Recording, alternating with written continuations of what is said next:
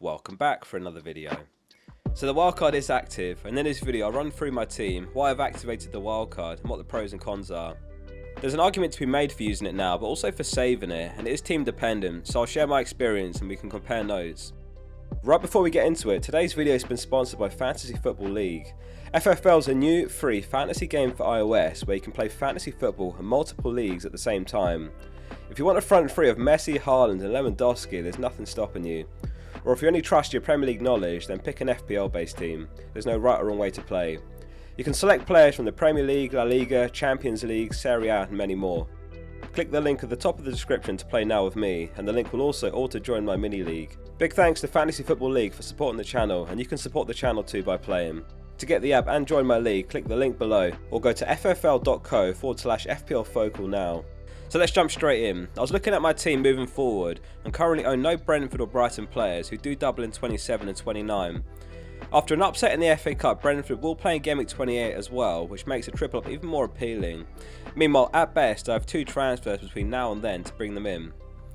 Elsewhere in my team, Nketiah was unexpectedly benched for both double game week fixtures, so he's a problem as well. Trossard did well in his absence, so that's another issue to resolve. Lastly, a Liverpool triple up against Man United isn't ideal, nor is starting the likes of Akanji. Many of us took hits last week, and normally I'd never do this right before a wildcard, but it was a rare gaming where you could sell blankers for doublers, so the hits were worth it regardless.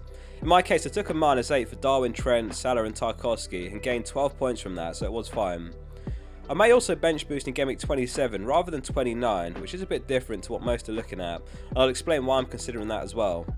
And lastly, my rank's absolutely nowhere near where I want it to be at around 900k, so I'm having a bit of fun with it and everything points towards wildcarding, so that's what I've done. Let's jump into the team. Make sure you subscribe to find out what happens next. In goal it's Raya, who's home to Fulham this week. If you are in a wildcard, he should be in every draft given that it's Fulham and then 5 games in 3 game weeks. He's the second top scoring goalkeeper with 107 points currently. Brentford ranks 7th best for expected goals conceded this season with 29.6 XGC. Brentford are guaranteed to play in blank game week 32, which is handy as well. The back 3 is Gabriel, Davies and me. Gabriel or Zinchenko is still a toss up. I'm leaning towards Gabriel for his nailedness and his goal threat. That said, since the restart we've seen an uptick in Zinchenko's attacking threat. Over the last 6 game weeks he's taken 12 shots, which is the joint most with Share. He's also created 8 chances, which is 3rd most over that run. His injury record isn't fantastic, and he does have Tierney for competition if a rest is needed at some point, though he has started every game since Game Week 18. For now it's Gabriel.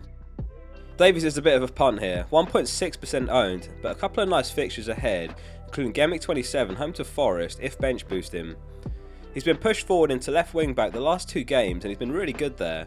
The game before that it was Perisic in left wing back against Leicester, which was the 4-1 loss, and Davies played in left centre back where he can also play even if he doesn't start in left wing back. Perisic got the nod in the FA Cup game against Sheffield United midweek, which was also a loss and a poor performance from Perisic. I do like that Davies is bench boostable in Game Week 27 and he doesn't blank in Game Week 28.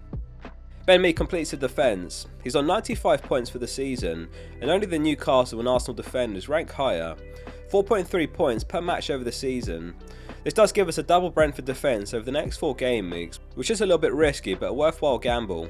Rico Henry for 4.5 mil, 0.5 mil cheaper than me, is also a good option from Brentford. The midfield is McAllister, Rashford, Saka and Odegaard. So starting with McAllister. Since the injury to Lallana, he's been pushed further forward into the number 10 role. If we look at his average position each game week, this is evident, playing the furthest forward he has all season recently. Over the last 4 matches played, McAllister's 2.51 expected goal involvement ranks 5th. Only Rashford, Marsh, Salah and Fernandes rank higher among midfielders. Spoilers, Marsh also makes the bench. He is flagged at the moment with a minor injury, so let's see what the latest is in the press conferences. The other thing in McAllister's favour is that he should be on penalty duties for Brighton. Rashford's an easy hold on a wildcard despite the blank in Game Week 28. In fact, although there's no Fernandes, he may find his way into the team come double Game Week 29 for one of the midfielders. Neck and neck at the moment between Rashford and Saka for the most points among midfielders this season. And Saka was another reason to pull the trigger on the wildcard. Having already been tripled up on Arsenal last week, it wasn't worth taking hits to move any on for Saka. Well, in hindsight it was. Nketiah to Saka for a hit would have been worth it, but there was no news till after the deadline that Nketiah had been carrying a small injury recently. It is a really good home fixture to Bournemouth for Arsenal, and Odegaard is one of the few names to survive on the wildcard. 1.5 mil separates Ødegaard and Saka, but only 5 points separates them over the season. Despite multiple returns from Martinelli, Zinchenko and Saka, Ødegaard wasn't far off bonus points against Everton. He's an absolute BPS machine and he's very likely to rack up bonus in any game he returns in. A decision to make who to sell for Bruno down the line, it could reluctantly be Ødegaard in game week 29. The front three is Haaland, Tony and Kane. Not much to say on Haaland. I'm aggressively looking for a rank swing upwards, but selling Haaland's far too risky and needless really. A decision to make whether to captain him against Newcastle or back Arsenal to beat Bournemouth and probably Saka captain. Comparing the two fixtures, you would say that Arsenal are far more likely to score several goals than Man City against Newcastle, so for now it's Saka captain and Haaland vice. So as you're probably aware, Tony reportedly pleaded guilty to the betting charges held against him by the FA. From what I gather, a hearing isn't until April, which means he should be fine for the next 3 to 4 game weeks. In my case, he'd potentially only be in the team for the next 2 game weeks anyway, before a switch to Watkins in game week 28 anyway, who is home to Bournemouth that week. Tony is likely to be captain in game week 27 for the double game week against Everton and Southampton. Kane completes the 11. Spurs were around 96% likely to blank in game week 28, but with Grimsby beating Southampton and Sheffield United knocking Spurs out, their fixture is actually on. Having sold Kane for Darwin last week, it was another reason to activate the wildcard. On the bench it's Sanchez, March, Trippier and Botman. As mentioned, with this lineup, the door is left open for a bench boost in game week 27, with Sanchez and March also doubling for 6 players with a double game week.